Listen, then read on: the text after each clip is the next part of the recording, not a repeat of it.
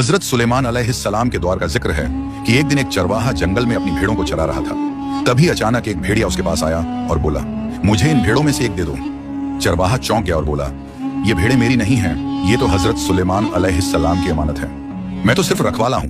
भेड़िया बोला, तो तुम जाकर उनसे इजाजत ले आओ कि क्या मुझे एक भेड़ लेने की अनुमति है।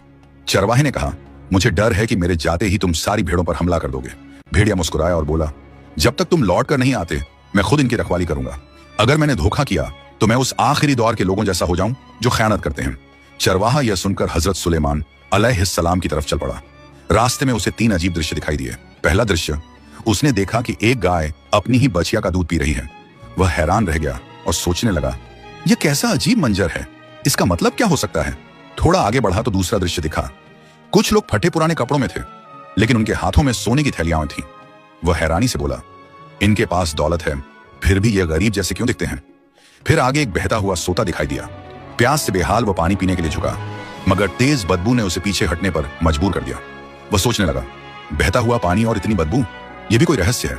आखिर वह हजरत सुलेमान अलैहिस्सलाम के पास पहुंचा और भेड़ी की बात बता दी। आपने फरमाया, ठीक है, उसे इजाजत है कि वह एक भेड़ ले सकता है। चरवाहे ने कहा, हुजूर, रास्ते में मैंने 3 अजीब बातें देखी, उनकी हकीकत भी बता दीजिए।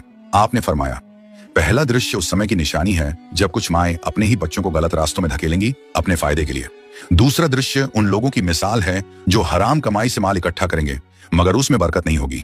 तीसरा दृश्य उन लोगों का प्रतीक है जिनका बाहरी रूप बहुत नेक दिखाई देगा, लेकिन उनका दिल दुनियावी लालच से भरा होगा। यह सुनकर चरवाहा कांप उठा और बोला, मैं ऐसे दौर के फितनों से अल्लाह की पनाह चाहता हूं। वह वापस लौटा तो देखा कि भेड़िया सचमुच भेड़ों की रखवाली कर रहा था। उसने कहा, हजरत सुलेमान अलैहिस्सलाम ने तुम्हें इजाजत दे दी है कि तुम एक भेड़ ले सकते हो। भेड़िए ने भेड़ों को गौर से देखा और एक कमजोर बीमार भेड़ को चुना।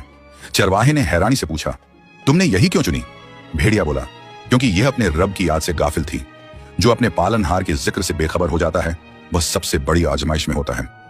अगर कहानी ने दिल को छुआ हो तो इसे लाइक करें, शेयर करें और फॉलो जरूर करें ताकि ऐसी ही इब्रत भरी कहानियां आप तक पहुंचती रहें।